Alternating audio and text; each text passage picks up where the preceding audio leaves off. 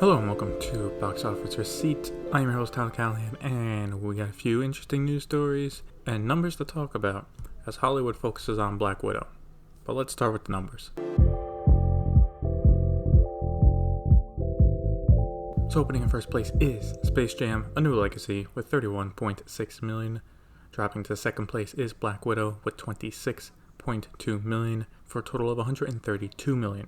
In third place is Escape Room: Tournament of Champions, which opened to 8.8 million. In fourth place was The Boss Baby Family Business with 4.7 million for a total of 44.6 million. Lastly, in fifth place was The Forever Purge with 4.1 million for a total of 35.9 million. Alright, so some interesting numbers here. First off, Space Jam did a bit better than I expected considering the poor reviews. And yes, the movie is not as good. I've watched it. It's not that good. But this is a case where the star power behind it with LeBron, a return of Looney Tunes characters, as well as the fact it's a movie for families, gives it the momentum it needed. I think this also shows that no one truly wanted to watch it in the Heights. Now, a curse movies have had since the big reopening is a steep second weekend drop. Can Space Jam make its way to 100 million if it has the same drop? Probably not, but assuming it can hold on after it, I can see it making at least 75 million domestic. Now speaking of second weekend drops, Black Widow had a steep one, dropping 67% from its opening weekend. This makes it the steepest drop in MCU history, with Ant-Man and the Wasp behind it at a 62% drop. Now, I'll be talking about Black Widow in a few minutes, so I'll keep my thoughts brief here.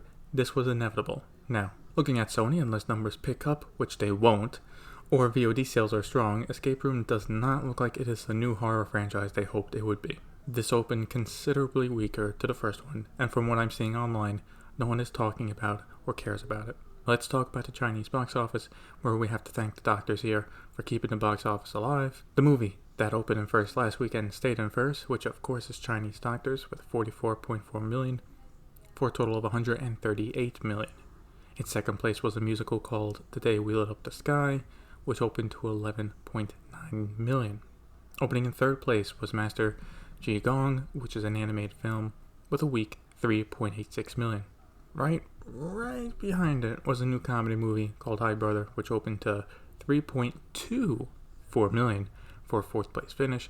And lastly, in fifth place was 1921, which made 2.6 million for a total of 71 million. Right now, Chinese Doctors is the only movie actually able to deliver a great run at the box office, and even with a bunch of new releases, nothing else is grabbing audiences' attentions. Who knows, maybe in China the movies are not being advertised as much, but it's hard to think of what else the reason could be besides that they are not interested. Now let's look at the international numbers, which for the next few weeks might not be as big as they could be. Due to rising cases in some areas, there have been more restrictions put in place in Australia and in South Korea. Then we have Japan hosting the Olympics, while also dealing with a rise in cases, so that is going to be a mess over there. Good luck to them. Still, the biggest movie around the world was Black Widow, making 29.9 million internationally for a worldwide total now of 264 million. Space Jam: A New Legacy opened at 23 million internationally for a worldwide opening weekend of 54.7 million. F9 is about to hit 600 million worldwide, with it now at 591.2 million. Thanks to another 28.6 million made internationally. Escape Room: Tournament of Champions made 3.4 million for a worldwide opening total of 13.3 million. The Boss Baby Family Business is at 48.3 million worldwide, but to be fair, it is not in most markets yet. Finally, The Forever Purge is at 48.4 million worldwide. With the numbers out of the way, let's get to the real story this week, and that is theater owners in America are now voicing their unhappiness about Disney, specifically how they handled the Black Widow release.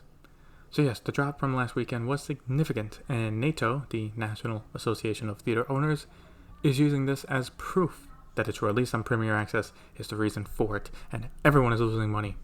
Here's a quote from the statement they released over the weekend. Quote, "Despite assertions that this pandemic-era improvised release strategy was a success for Disney and the simultaneous release model, it demonstrates that an exclusive theatrical release means more revenue for all stakeholders in every cycle of the movie's life." End quote.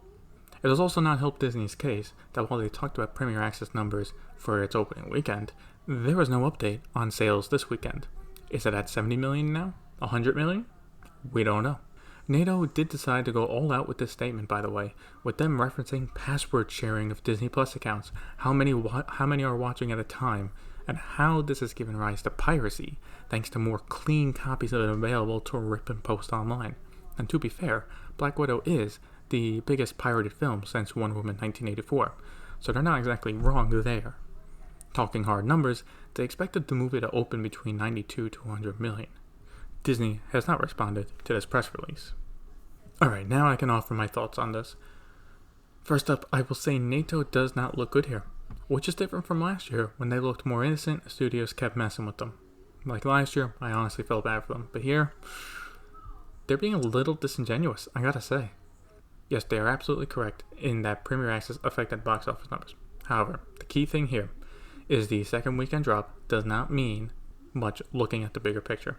Both F9 and A Quiet Place Part 2 had steep second weekend drops and then legged it out. Now, yes, Quiet Place Part 2 I think was like a 58% drop, so about 8 to 10 difference from Black Widow. And then F9, it did have 4th of July right after it, but still, those are two big, especially F9, blockbuster movie, and it did have a similar drop. I don't think that can be ignored. And to be fair, it does not help that they didn't say anything about those because those were exclusive to theaters, and you wouldn't want to shoot down their theory, right? Again, their theory is it only dropped because of Premier Access, and because of Premier Access, there's a rise in piracy and password sharing accounts. So even though, yes, slightly due to the holiday, F9 had a similar drop, they're not saying anything about that because, well, that was exclusive to theaters. And same with A Quiet Place Part 2. And they are right, though. They're right. And that password sharing and piracy is an issue with these kind of releases. But what do they want? Personally, I was thinking Black Widow ends up around 200 million domestically at the end of its run. At this point, it's looking not possible. But at this point, if it can leg it out, I think 175 million is possible. Which, right now, if it can finish at 175 million, that would make it the biggest domestic movie since the pandemic started. So, while it's not 2 or 220 million that everyone hoped until fucking Shang-Chi or Spider-Man comes out, or Bond, this is the number one movie in America. And again, besides, what else do they want? Assuming no more changes, Jungle Cruise is the last simultaneous release from Disney. As of now, that they're done. They're done doing it.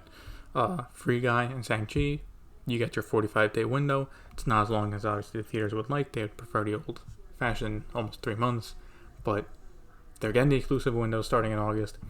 Now, to be fair, if there's something we've learned this pandemic is the studios will say something's happening right up until they switch their mind at the last second. So we'll see. There's obviously the Delta variant. Will the rise in cases, but maybe not hospitalizations, will that affect the box office? If it affects the box office, Disney might be like, oh, you know what, Shang-Chi's going Disney Plus as well. There is that chance. I'm not going to rule that out. But at this point, it does seem like the theater owners are complaining, but there's really nothing they can get out of this.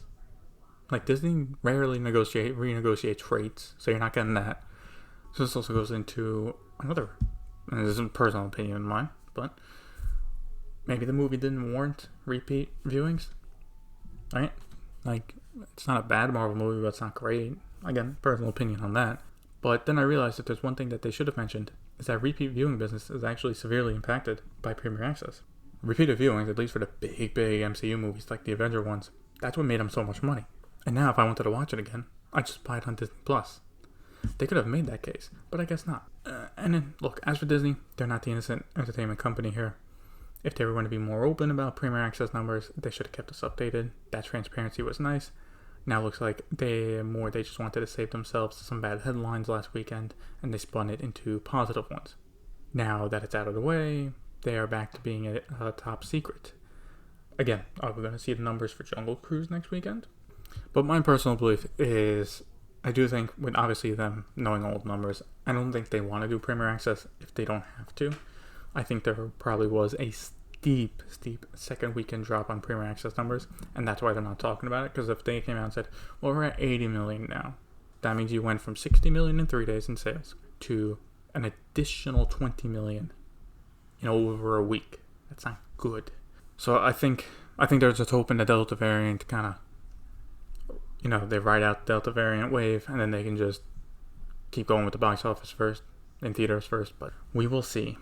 Speaking of the Delta variant, cases are on the rise around the world again for COVID-19, and different restrictions are being put back in place. For Los Angeles County, they reenacted the mask mandate, where indoors, vaccinated or not, so this would include movie theaters. For the county, that is the only restriction brought back, so for movie theaters, for example, so there's no limit on capacity yet, just the masks. In Europe, France and Greece now require proof of vaccine to enter certain places, including restaurants and movie theaters. In China, the same thing is happening across a few provinces, not across the entire country yet, and the restrictions do not apply to a few groups. If you cannot be vaccinated for medical reasons, or you got your first shot and you're awaiting your second, or if you are under 18. Personally, I think this is what more and more places should be doing if the vaccine is widely available for these countries, which it is. I think once the vaccine is very easy to get in the country, the vaccine passport for at least indoor venues makes sense to help reduce the spread of the virus. The faster we reduce the spread and get more people vaccinated, we can end the pandemic. I'd personally like to go to a theater and not have to wear a mask. Now, yes, technically I don't have to where I am and I'm vaccinated, but with the Delta variant, I kind of don't want to take the chance. Like, we were almost there at the beginning of summer, but then Delta came, and now at least America has toned that line of either this is just a small blip and we're going to get out of here fine, or we're going to go back into another huge wave. We'll see. Looking at other news in Hollywood, it has been confirmed that AMC is taking over the 2 theaters in Los Angeles from Pacific Theaters after they went bankrupt. The 2 are the Grove and the Americana.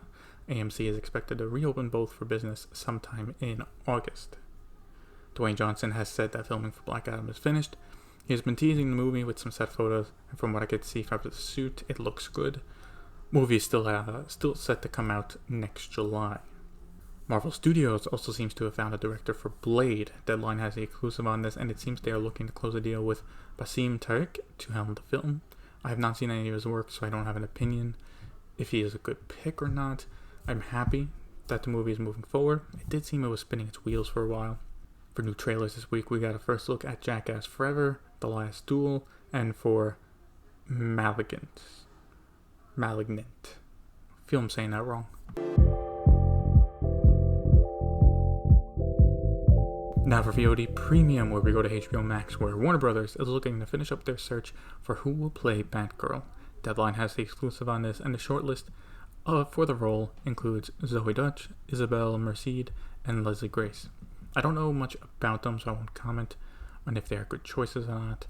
I will say it's good Warner Brothers is moving forward with the film, and I'm really curious how the budget for this will be. I don't expect it to be a major blockbuster, but can it look good enough to say it could have been made for theaters? I'd hope so, with the money they're putting into Game of Thrones spin-offs. I hope they can also put that money into DC movies like Batgirl. Quick update on Netflix, as they've had their quarterly earnings report. They only gained 1.54 million new subscribers during the quarter, making the worldwide total at 209 million. What was interesting from this, though, is that from the United States and Canada, they lost 400,000 subscribers.